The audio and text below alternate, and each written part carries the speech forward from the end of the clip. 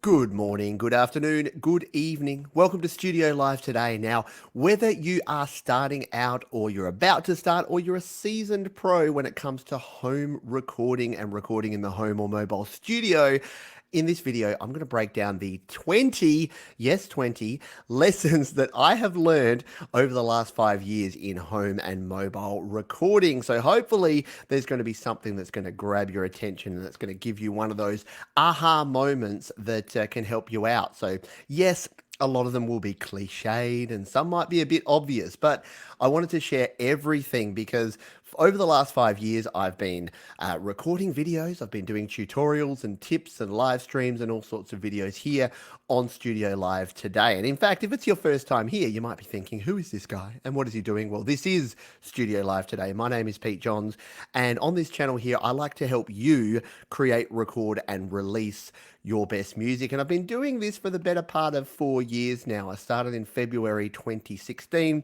I've written a lot of songs and I've learned an awful lot about recording in the home studio and mobile recording as well. So we're going to jump into this. The format today is going to be that we're going to go through 20 tips.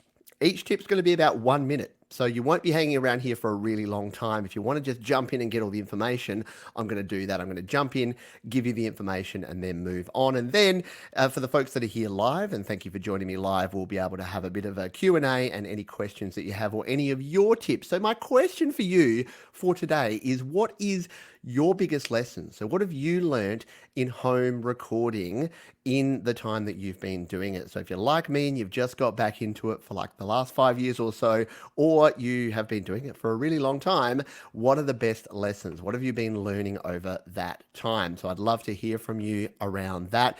And the reason I chose 20 here today is that I've just crossed 20,000 subscribers, which actually completely humbles me and I'm blown away by it. So if you're a subscriber, thank you. I really do appreciate it. Thank you for all your support. Thank you to my family and my friends. Thanks to my wife and kids, my mum and dad, and everyone for their support and encouragement over the time I've been doing this. As I mentioned, February 2016, and started making a few videos, and then over time, I started making more and more until the point now where I'm making a video every day here on the channel. So let's jump in now and get started here, and we'll jump into the top 20, and these are in kind of no particular order. As I mentioned before, some are going to be more technical, some are going to be more sort of philosophical, and some are going to be a little bit sort of left field. So we'll jump into these now. I'm just going to bring up my information here so that we can get started. So let's start with number 1, and we're going to go through to 20. Oh, and because it's YouTube, I have to say this, that we've got a bonus tip. 21 is going to come right at the end. So I'm going to tie it all up in a nice little bow at the end with tip number 21. But let's jump in with number 1. Perfect is the enemy of great. So the reason I'm putting this out there is that perfect doesn't exist. So that's the first problem. Is that perfect is not a real state. Perfect doesn't exist in the world. The second problem with perfect is it's 100% subjective. So what you think is a perfect song, someone else may think is not perfect or is crap. And what you think is crap, someone else may think is a perfect song. So when you are thinking in terms of good songs, great songs, perfect songs, yeah, it doesn't really work that way. So if you are a perfectionist, like I was going in, or if you have perfectionistic tendencies, then the big thing to work out, and what the lesson that I learnt coming into home recording, is that it doesn't have to be perfect. And as I say there, perfect is 100% the enemy of the great. So you want something that's good and that's great, but you can put 99% of your effort in, and then that last 1% may take just as much effort as getting to 99. You don't want to spend your time doing that. So if you are starting out, or if you are a seasoned pro, as I said, and you're trying to aim for perfection, like I was, then keep in mind that perfect is definitely the enemy of great. Let's jump into number 2 here now. And number 2 is this one. You learn more from doing than from watching. And now you're going to say, Pete, you make tutorial videos about home recording. Why are you telling people this? Well, tutorials are great, yeah? So tips and tricks and the live streams we have here. But it wasn't until I actually started doing the recording myself that it started all making sense. So I started watching, Graham Cochran and Joe Gilder and all of these home studio guys, and I learned a lot. And I'm like, yes, I know all about these things. I know all about these principles. And then I went to apply them, and I'm like, oh, I've forgotten most of them. So definitely watch, definitely learn from folks who know a lot more than what you do and what I definitely did going in, but then put the theory into practice as soon as possible. You can get stuck in this sort of cycle of watching videos and watching tutorials and trying to learn how to do things without actually putting it into practice and applying it practically. So if you are trying to learn how to do things, do the doing, don't just do the watching, and you're going to progress with that. That is number 2 in our list here. So we're going to jump in now, and we're going to jump over to number 3, and that is this. You are probably using too much compression. So why am I saying you when I'm really meaning me? So I was using too much compression. So here's the thing, right? You may not be, and that's cool. I definitely was, because what happened is I learned how compression worked. I learned what compression was. I learned that it was super cool. So I would have my vocal and my guitar, and I'd be like, compression is awesome. It drops down your peak levels. It brings up your quiet parts. It gives you this nice even performance. Instead of having to ride the volume and do all this automation, throw a compressor on there and you're done. Well, that's great. But you know what happens when you learn a cool new trick? You use it all the time. You start overusing it. You start using it in every possible scenario. So my advice with this one is to use it when you need it. So go for the result, because what I was finding is that I'm putting it on every track. Instead of getting a nice wall of sound that I thought I was going to get, I kind of got a wall of hot garbage in the end, because I was just compressing the crud out of everything. So if you are the same, if you're learning something new and you may be using too much compression like I was, then consider this tip, because it definitely helped me when I started thinking about this and using less compression. Let's dive in here. We're on our way. Number 4, tip number 4 of our 20, our countdown of 20 tips for home recording. And it is this: EQ is not always needed. Once again, similar to compression, EQ or equalization is a cool trick, and it's something that works really well. And what I didn't realize early on is that EQ or an equalizer is just a volume dial for your different frequencies. So if you're new to recording, EQ, equalization, just means your bass, your mids, and your treble frequencies, you're turning those up or you're turning those down. So if you have a sound that has too much bass, turn down the bass on your EQ. If you have a sound that has too much treble, turn down the treble. If you listen back to your song or you listen back to your track and it sounds fine, don't touch it. You don't have to actually put an EQ on every track. And this is something that it took me a while to learn, because I was thinking, oh, EQ is cool and everyone seems to use EQ. I need to make a cool little like squiggly line graph with my EQ. Yeah, 100% don't. If you're recording it in right, if you've got a good sound going in, EQ is optional. And if you need it, if you're hearing a sound that's poking out and you want to turn it up or down, throw an EQ on there. If it doesn't, you don't have to. It's not always needed. All right, let's continue on here. That is number 4. We are counting down the top 20. I feel like a bit of a radio DJ. Yeah, coming in at number 5. Am I number 5? Yes. So number 5, and let's jump into this one. It is this: get it right at the source. So I have completely 100% lifted this from Joe Gilder. So if you don't know Joe Gilder, he runs Home Studio Corner, one of, in my personal opinion, one of the best home recording sites and YouTube channels on the internet. And Joe from Day Dot has been saying, get it right at the source. So if you've ever heard the term fix it in the mix and you've thought, hey, that's a good idea, I can fix it in the mix. Yeah, don't. It's almost impossible to fix it in the mix. Get it right at the source means recording the sound as best you can at the start. And if you're trying to fix it, well, I learned this lesson because I've spent hours trying to tweak mixes and then go, this is just not working out. And you know what I did? I went back, I re-recorded that part in 10 minutes, and it was instantly better than the hours I'd spent adding EQ and compression and reverb and delay and whatever else I threw at that track to make it sound good. So get it right at the source. Record your sound as best you can on the way in, and you will be very happy because it will be a much easier and a better sound for you.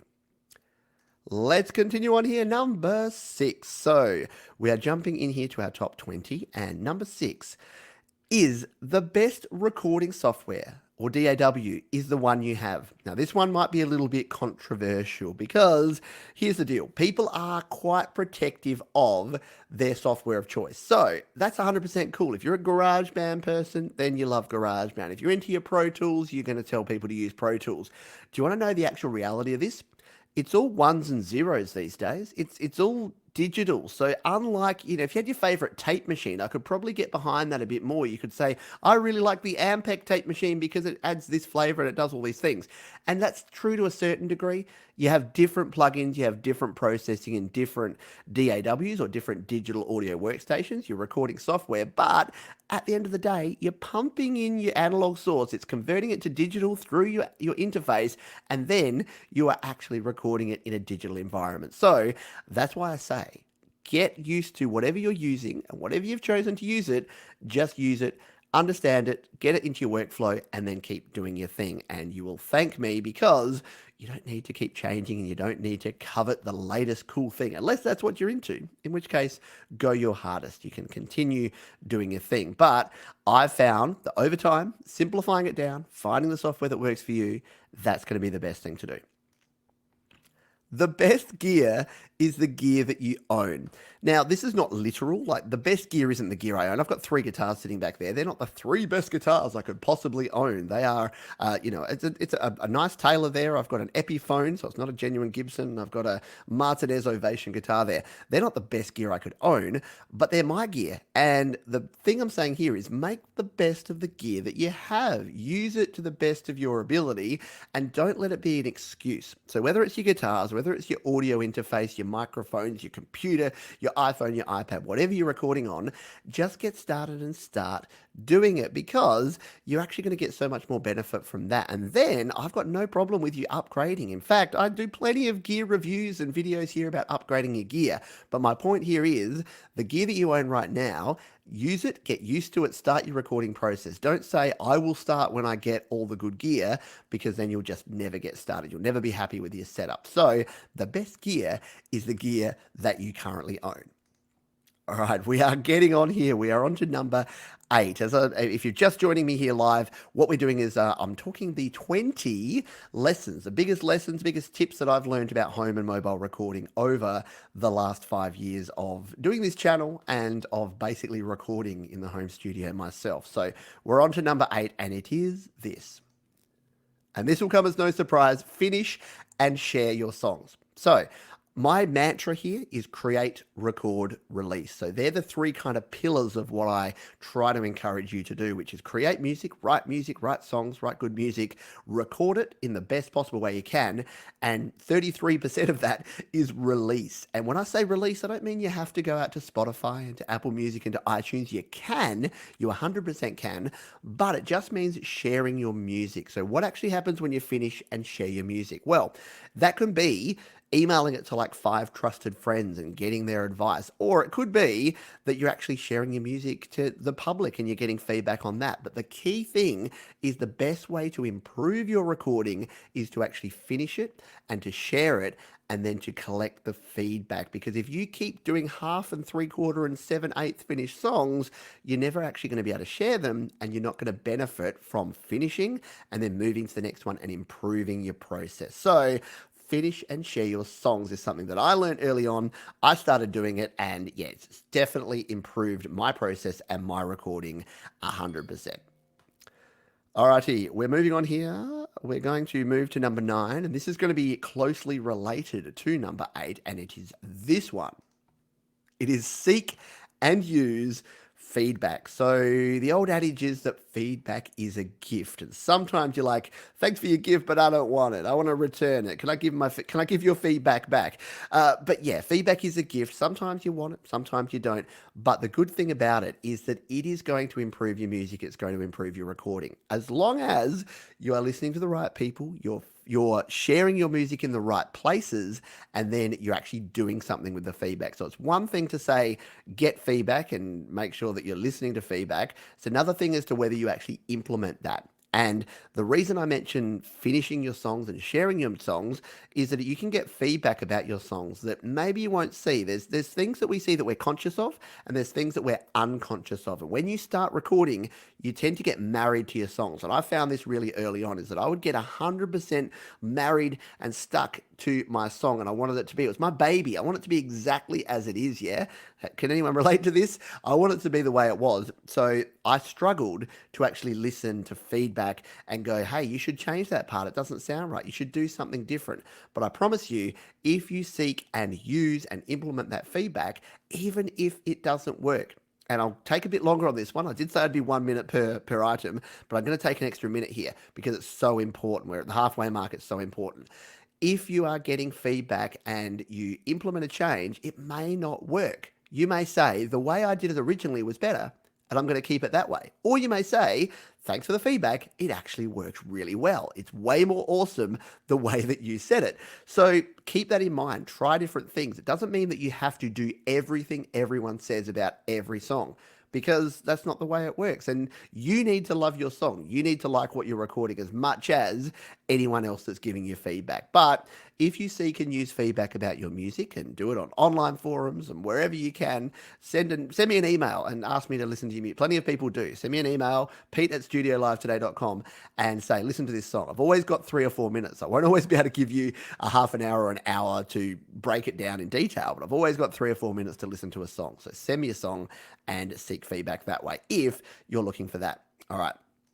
We're nearly at the halfway point. We're going to go into tip number 10 here. And this one, again, semi-controversial because a lot of people don't agree with this one, but I happen to think this is gold. And that is this: cover songs are good.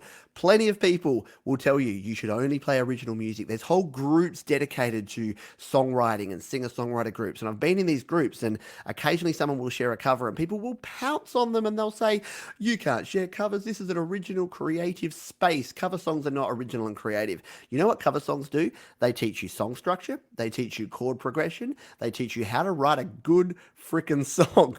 Like, I'm sorry, but cover songs are really important, because if you are starting out, especially in recording, you don't know how your guitar's supposed to sound. You don't know how your vocals are supposed to sound.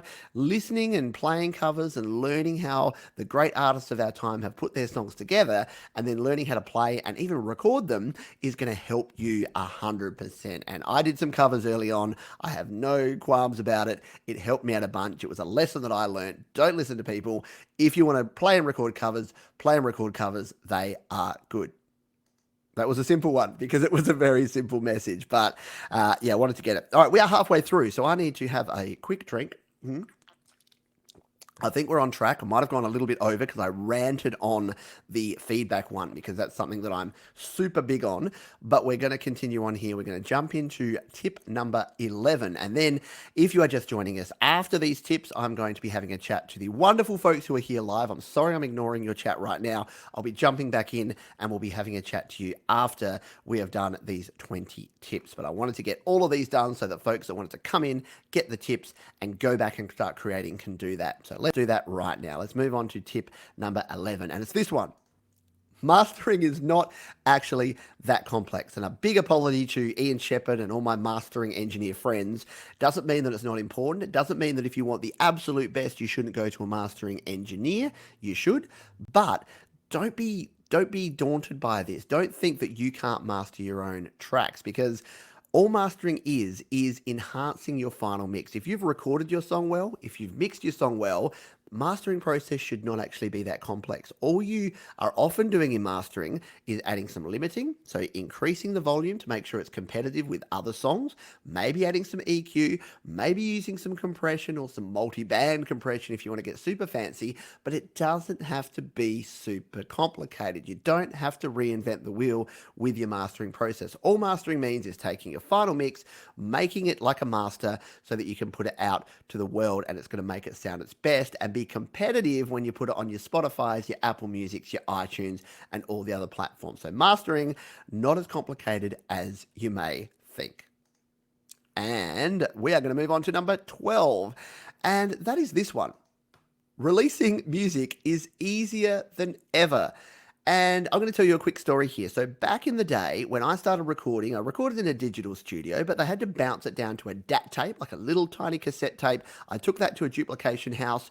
They had to put it onto cassette, and it cost me, I think, $400 or maybe $500 for 50 cassettes. So these were like tapes that I would then put in the boot of my car and play at gigs, and I'd sell them for like $5 a piece. So that was what releasing music was like back in the 90s and early 2000s. Do you realize that now anyone can release a song for free to Spotify in 2 weeks? So you can use Amuse, which is a free online distribution platform. You can upload some album art, you can upload your song file, and you can name it, and you can create an artist page, and you can be on Spotify and iTunes and Apple Music and Google Play and all the rest in a week's time. Or you can use something like DistroKid and you can pay them $20 and within 48 hours you can have your song released, and you can release as many songs as you want over a year for $20. That is actually ridiculous. And future me is going back and wants to go back to past me and say, you're not going to believe it. You are not going to believe what the future is going to bring. Not only do you not have to get a record deal, you don't have to get a record label involved. No one has to approve or vet or tell you can or can't release. You don't have to make a demo. All you need to do is grab your phone. And again, past me is going to say, oh, this guy's just lost his mind. It's like Doc Brown in Back to the Future. Grab your phone, record your song on GarageBand, and then upload it to the internet, and then release it for people to listen to. And here's the kicker. If a lot of people listen to it, they're going to pay you every time someone clicks on it and plays it. And they don't even have to buy it. They can just subscribe and listen to it as much as they want to. And no physical media exists. Again, I know that there's people that don't understand how crazy this is, but anyone over the age of 30 that's listening right now is nodding their head going, yeah, we live in the future and it is freaky because you can do these things right now. So releasing music is easier than ever is my point there. And I spent more than a minute on that. So we're going to have to move on because I did promise myself I would be quick here and we're already 20 minutes in. So let's go on here. And we're going to continue on here with number 13 in my top 20. Now, if you're just joining us, I'm counting down the 20 lessons that I learned about home and mobile recording in the last 5 years, running this channel and recording my own music. And the number 13 is this. It is, you need to give to receive. And this is a bit of a social media tip. And I've talked about this in videos before, that if you are push and wanting to receive when it comes to your music, you're not really going to get anywhere. And if you want to share your music on social media, if you want to build a community of people around your music, I've seen it time and time again, the best way to do that is to actually interact, engage with other people, give other people feedback on their music, be a servant when it comes to other people online. Because if you want people to take the time out, even if it's 4 or 5 minutes, to listen to your song, you better spend at least 10 times that listening to other people's songs. So it's kind of a 10-to-1 rule is the way I look at it, is that if you've got an hour, then you should spend an hour listening to people's music, giving them feedback, interacting with people online, answering questions. And then maybe some people of those people that you'll actually interact with will take 5 minutes out of their day to actually listen to your tune. The thing is that it's social media these days. That's how we share a lot of our music, and that's how we share a lot of everything. It's not media. Media was one way. Media was I push a message out and then you receive that message. Social media is I push a message to you, you receive it, you push a message back to me. If I'm non-responsive, non-communicado, then that is not going to work. You are not going to be engaging with me. So you need to give to receive. If you want to receive feedback, if you want to share your music and get people engaging with your music, you need to be giving as well in terms of how you engage with other people around their music. And that's just my opinion. Again, probably should have said this right up front, and I probably did. These are my lessons that I've learned. I'm going to share them with you. You can take from this, you can take bits and chunks. You may disagree with some, you may agree with others. Some may be gold, some may be other things, but you can take them for what they are, and maybe you'll get some of those aha moments that make you go, yeah, I haven't thought of that, but that's a good point. And others you'll go, I completely disagree with you, Pete. You know what? Either way, if you agree or disagree, drop me a comment. Let me know, because I'd love your feedback. I'm all about the feedback. I do this too. I seek and use feedback. So if you give me feedback about what I'm saying, I will love that. I promise you. All right, let's continue on here because we are already going long, even though I promised I wouldn't. So Let's go to the next one. And this is what you're hearing right now. A perfect environment is not essential. I am talking to you on a webcam. My lighting here is not perfect. I am in my studio. And when I say studio, there's a treadmill there. There's some clothes hanging up there. There's a basket of clothes to put away there. Is this familiar to anyone? Does anyone else have an environment like this? There is no acoustic treatment on the walls because this is a multi-purpose room. This is not just a studio. If I want a really dead recording, I go into my walk-in closet over there. So what I'm saying here is don't let the fact that you don't have the perfect studio with the acoustic treatment and the bass traps in the ceiling and the corners, don't let that get in the way of you starting to record. I did it first and I thought, oh, I don't have the right environment. I've got to go out and buy all these things. I've got to get monitor speakers. I've got to get acoustic treatment. I've got to do all this thing.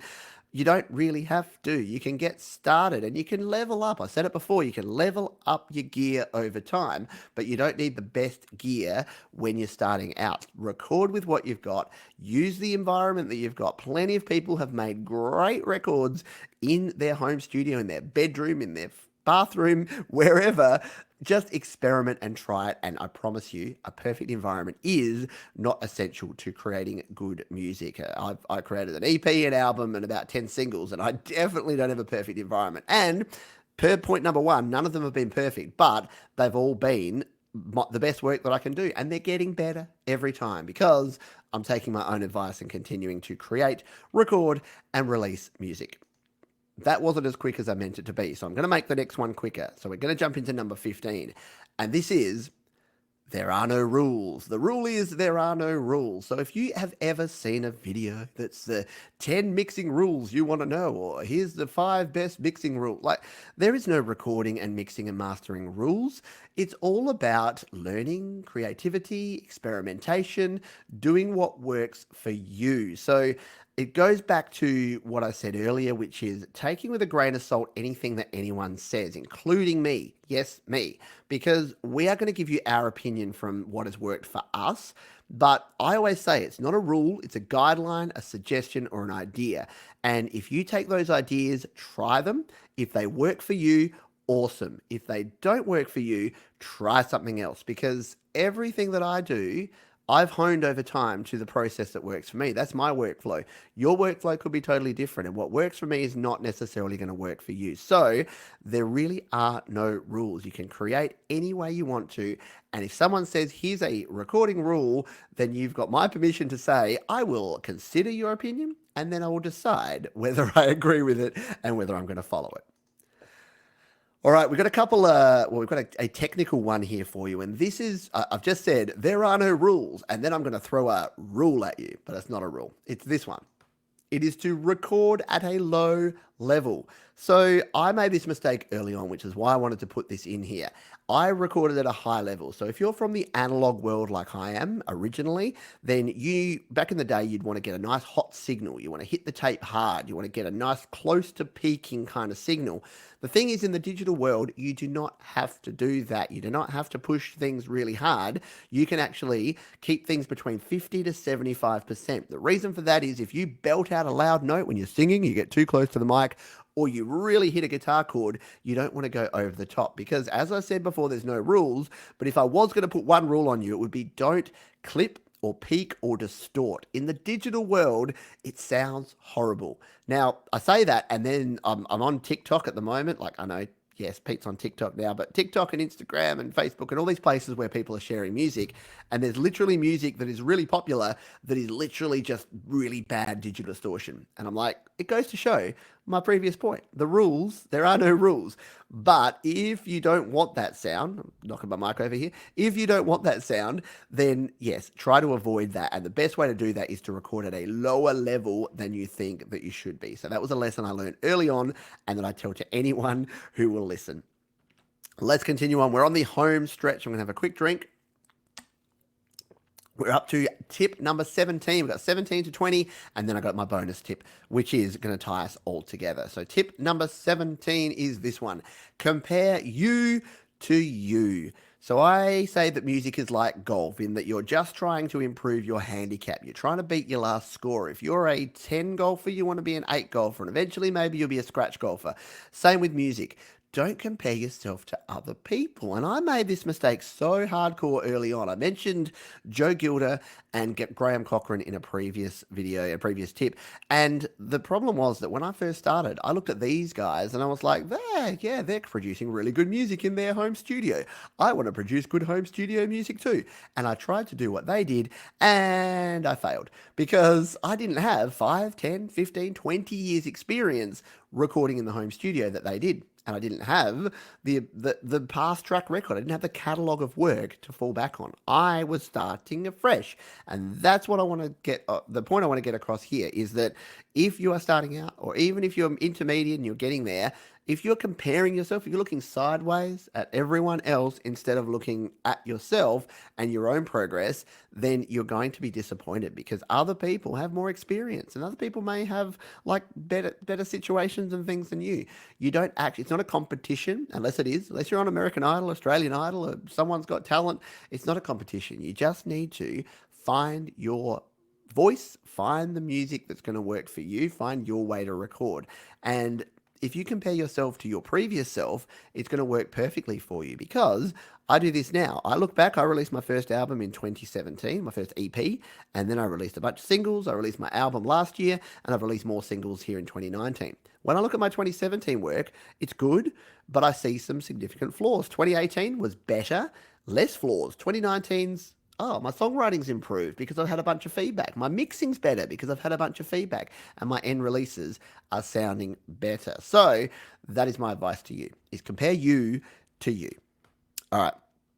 Again, I keep going long here. I knew I would need more than, we're already over half an hour. This was always going to be a 45-minute show or an hour show here tonight.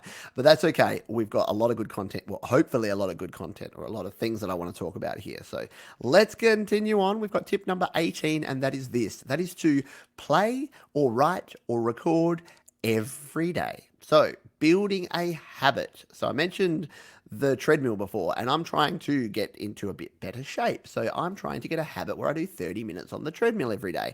And what I want to suggest to you is that if you want to create a lot of good music, get into the habit of creating music every day. And when you say, Pete, I don't have the time, work, life, family, job, whatever. Yeah, I hear you. And we've all got a lot of things on, but 5 minutes. Can you find 5 minutes? And the beauty part is, if you're mobile, 5 minutes can be on your phone. So 5 minutes can be a commute, it can be a walk, it can be waiting for the elevator. It can be easily found if you try hard enough. So 5 minutes a day to just bring up your mix and do some tweaking, to pick up your guitar or your piano or your ukulele or your kazoo and play your music. Surely you can find 5 minutes. And if you do that every day, it is going to become a habit, and then you're going to miss it when you don't do it, and you're going to do it every day. So play, write, record every day, you'll be golden. Number 19. So this is a question that I get asked an awful lot, and I asked this question when I started out, and the answer is this. There are no perfect settings. So when I get the question, how do you set your compressor? How do you set your EQ? How do you dial in whatever plugin? How do you record? What level do you record at? All of these things, the answer is a big fat it depends. What sort of track is it? What sort of voice do you have? What microphone are you using? What device are you using to record into? There are so many variables that you need to take every situation on its merits. And this is sort of related to another tip, which I didn't put in here, but I wish I had now. And that is that I learned to mix with my ears, not with my eyes. That is to listen to the sounds as opposed to looking. Plugins are so visual now with their EQs and the compressors and all the dials and switches and fun things that we tend to mix more with our eyes than our ears. So keep in mind, there's no perfect settings. If you've watched a video from, well, not necessarily me, but from someone who's like been doing this for 50 years and they say, always put your attack at 10 milliseconds, well, that works for them, but maybe your sound is completely different. So there are no perfect settings. Don't try and sort of push things into a perfect setting. Just keep experimenting and do what works for you. Which does lead me into tip number 20. This is our last official tip. Then we're going to finish up with tip number 21, bonus tip. And then I'm going to chat to the folks that are here live who are kind enough to give up their afternoon, evening, or morning to have a chat about home recording tips with me here on Studio Live today. So tip number 20 is this. Other people's workflow may not work for you. Repeat after me. Other people's workflow may not work for you. So this means that and it's related to a lot of other things that I often talk about, that if you are trying to learn how to do something, learn from other people, listen to other people, watch videos, watch tutorials, take on board what they're saying, go away and apply the principles. What you'll find is that some will work and some will be aha moments to make you go, yes, I'm going to do exactly that from now on. Others you'll go, this feels clunky. This is not what I want to do. This doesn't feel natural to me. I'm not going to do this. And both of those reactions are 100% correct because you are different to every other music producer in the world. And that's something that I want to really heavily reinforce here is that you don't have to be the same as other people. Other people's workflow works for them, and they will be very passionate about that at times. But if it doesn't work for you, if you want to do something different, do something different. If it sounds good, it is good. And if it works for you, it works for you. And that's all I have to say about that, as Forrest Gump once said. So that is our 20 tips here. And so it took me 30 minutes instead of 20 minutes. So I did rant on a couple of those, but 20 tips in 30 minutes, I think is still a pretty fair effort. Hopefully, as I mentioned, you got some value out of some of those. Some of those you might have said, Pete, that's super obvious and that's cliched and you shouldn't have said it. And others you might have said, that's giving me something to think about and I never thought about it that way.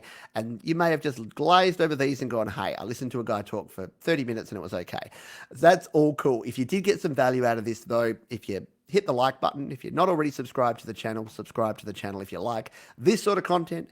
That would be great because I do appreciate you. And if you've got your own tips that you've learned, lessons that you have learned in home recording and mobile recording over the last year, 10 years, 50 years, however much experience you have, I would love to hear them from you. So thank you for all of that.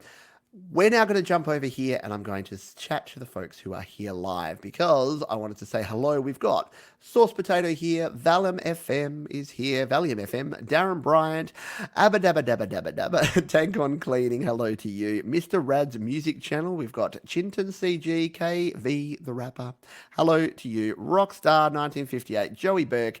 So thank you to all of those who have joined me here live. So I'm going to make my way through the chat here and see if there are any questions. If you are still here live and you do have questions and you have your own lessons or your own tips you wanted to share, definitely throw those in the chat. If you are watching on the replay, as I mentioned before, if you got value, hit the like button. If you would like to comment on this and share your tips, I'm always down there in the comments chatting to folks and I will definitely be there reading and responding to your messages down there. Hello to Valium FM says the best lesson, there are no rules. So there you go. You beat me to it. There definitely are no rules in recording. So yes, and if anyone tells you there are, you just say Pete said that there's not. We don't say that. That would be weird. Hello to Valium FM said, you and Joe could be brothers. Yes, I do look a lot like Joe Gilder. Like, I'm a bit of a fan of Joe Gilder. And then I was looking in the mirror the other day and I'm like, beard, bald head, home studio guys. A little bit chunky. Yeah, we're pretty similar. Sorry, Joe. You know, I love you. Yes, we probably could be brothers. All right. So Tank on Cleedy says number 5 and number 1 don't agree with each other in my head, and now they're arguing. Let me just refresh myself on number 1 and number 5. So number 1 was perfect is the enemy of great, and number 5 is get it right at the source. Yeah, very good and valid point. So when I say get it right at the source, I don't mean get it perfect at the source. I mean get it the best you can at the source. So record it in a way that is going to be the best you can record it. Don't half-ass it. Don't sort of phone it in. Don't get it kind of the best you could. Get it the best you can. And then you can implement number 1, which is perfect is the enemy of great, and you can make sure that you actually get the best recording that you possibly can. But I 100% get your point there. Yes, I appreciate it. Valium, the best door is the one you know how to use. Love this, and that was the point I was making there, is that a lot of people say, I've just mastered GarageBand. I'm going to move to Logic, or I'm going to move to Pro Tools. And I'm like, okay, tell me why. I'm like, because it's better. Okay, tell me why. It's got more features. Which features will you use?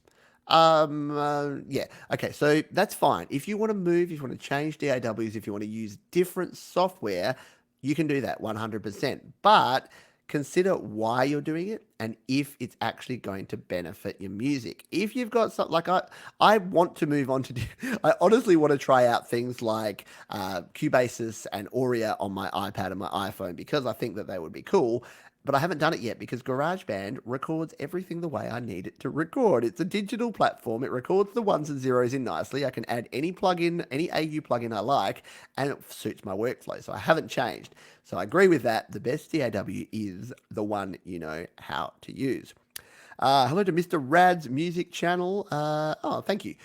You made me better at GarageBand on my iPad. Well, that is 100% one of my goals here is to yeah help you out and to see if we can improve together. Because the beauty part, and I didn't mention it at the start, but the beauty part of doing this channel is that when I started out, I was just learning, and what you've seen over the last 3.5 to 4 years on this channel is me learn. I've documented my process of learning to the point where I am now, but you may be at any point. You may be better than me. You may have already learned a lot of stuff and have more knowledge than me. The beauty part is that that's actually okay. And I acknowledge that. And there's plenty of people that will watch my content and go, I know more than this guy. That's totally cool. But at the same token, they might learn something that they didn't know, or a different concept or a different way of thinking they didn't know about. So I appreciate that. I definitely try to put it out there and to hopefully help people out at any level that they're at when they're starting, either on the iPad or the iPhone, or just music recording in general as well. Hello, Chinton CG. Finally managed to join a live stream. Great to have you here. KV, the rapper, I'm liking what I'm hearing. Thank you. Appreciate it. Thank you for joining me here live. We've got, Tankon Cleaning says, Saigon Slick and the Boston Bard, Boston Thing, is a perfect example of covers. So yeah, our friends Ron and Brian over at the GarageBand Users Group, they do some great cover songs as well as original songs. But yeah, cover songs are working really, really well for them there. Alrighty, just skipping down here. So Chinton says that tip number 21 is to search for Pete's videos. Learnt so much. Thank you. Well, thank you to you too. Have I said tip 21 yet? I don't think I've said the bonus tip. I think I may be burying the lead there. I think I meant to, but then I got sidetracked by chatting to people here. So thank you to Rockstar. Hi, Pete. Great and simple messages provides novices like me with more confidence. And that is all. That is the key. And that's the thing. A lot of people that are starting out, you can feel super intimidated. I know I did. When I was looking around, I was thinking, so many people know so much more than me. How am I ever going to do this? And it did. It was a big step for me. I've said this before. I'm a card carrying introvert. I'm not a very out there kind of outgoing person. So for me to start putting public videos on YouTube about a topic that at the time I did not know a lot about was pretty daunting. But I wanted to just get it done because, again, I wanted to encourage and support folks like me to do things that I wanted to do as well. And I thought, yeah, the best way for me to do it is to just do it. And I thought I'll document it, and then it might give some other people some encouragement and motivation. So that is a good thing as well. Joey Burke, hello to you. I'm only just learning GarageBand and have mostly experimented with touch instruments. Perfect environment is my kitchen, my desk at work, my car. Even a beginner can use it anywhere. 100%. So again, that's why I love the mobile. I love the iPhone and the iPad because you can legitimately take it anywhere. I record a lot in my studio. As I mentioned before, I record in the walk-in robe over there when I want a vocal booth or something like that. I record everywhere around this house, and I even record when I'm out and about walking around. So yes, you can 100% do that as well. KV the Rapper says, all my career I worked with Mixcraft and a lot of plugin, and says, I never put rules on my mind. And it's a weird thing. I didn't mention it in the tips, but something that comes up a lot is that people that have like I've lost my train of thought. But if you have rules on your mind, if you're creating around rules, and if you use, yeah, it limits you so much, and it's so freeing to just say try things out. And that was my point. When you're starting out, you will just experiment things, right? You'll just turn the dial, you'll turn the knob up full, and you'll turn it down low, and you'll do all the things, and you'll just work out how it works. You'll work out what sounds good, and you'll work out what sounds bad. When you get to know it, we're all so timid. We all want to go, oh, well, I should definitely not put my compressor ratio above 5 to 1. Only crazy people use 20 to 1 compression ratios. Why? Just turn it up and see what it sounds like. It's going to be one of two things. It's going to sound crappy, or it's going to sound awesome, or it'll sound somewhere in between, I guess. But you know my point here. It's not going to be a problem because we can just turn it back again. So yeah, I love that. Never put the rules on your mind. Never worry about the rules and what you do. Question here from Rockstar: where do you look to bounce off lyrics to see if they work? Where do I look? So I tend to share a lot of stuff. I'm doing a songwriting series at the moment, so thank you for the segue. It is hashtag Songtember here at the moment. So my September songwriting challenge right here on the channel. And what we're doing is I'm creating, recording, and releasing a song, and what I'm doing is testing my lyrics by sharing them with folks here on the channel and getting their feedback and getting them to contribute to those. So often I'll do that. I'll often put a demo out on some of the groups that I'm involved in. So I've got my own group on Facebook, or the Studio Live Today group called Create, Record, Release. And if you're on Facebook, you should definitely consider joining. Just search Create, Record, Release on Facebook and you'll find the Studio Live Today group. You can join up and join the conversation there, and also GarageBand users and a bunch of other groups. So yeah, I recommend if you want to sort of vet some lyrics and get some ideas or some feedback on your lyrics, then sharing them with people and getting them out there is a good way to do that. And you can get some good ideas as well.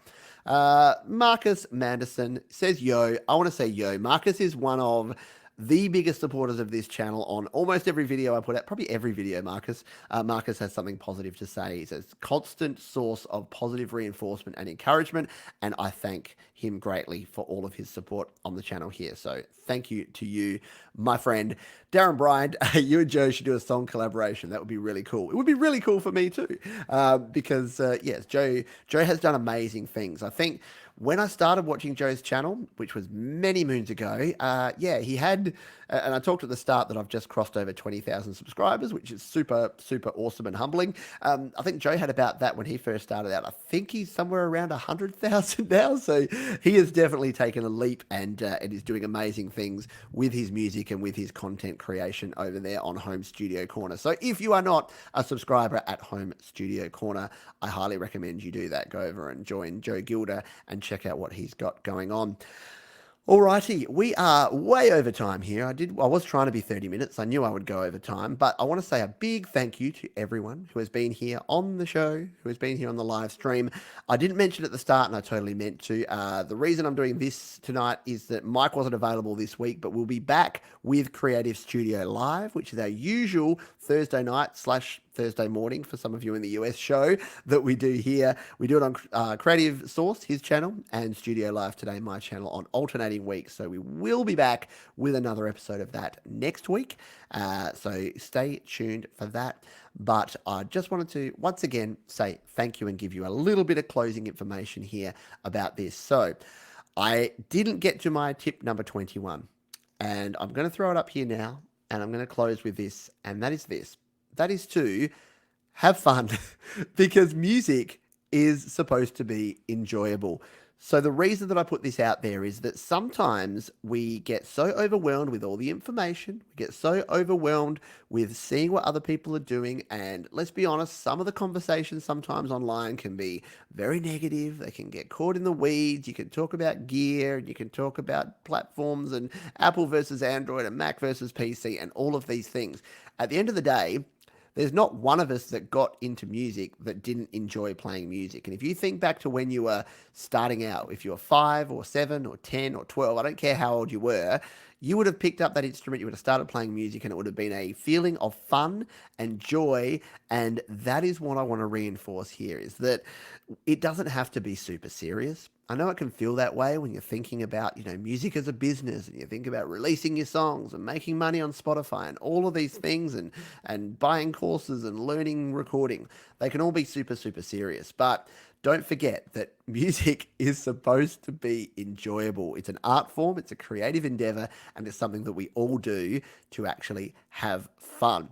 So I hope you had fun on this show. Once again, thank you for those that have been here live. Thank you for those watching on the replay. If you weren't able to catch us live and you're just catching up on the replay, appreciate you, appreciate your time. If you got some value out of this today, hit the like button. That just tells me that you enjoyed this and I should make more content like this. If you're not already subscribed, hit the subscribe button too. and you will check out more of the videos. I've got new videos coming out every single day here on Studio Live Today. You can also head over to studiolivetoday.com to check out my website, join the mailing list, and check out my Patreon page and all the other good things going on over there. Thank you so much, everyone, for joining me here today, tonight, this morning, and I'll see you on the next video. Cheers.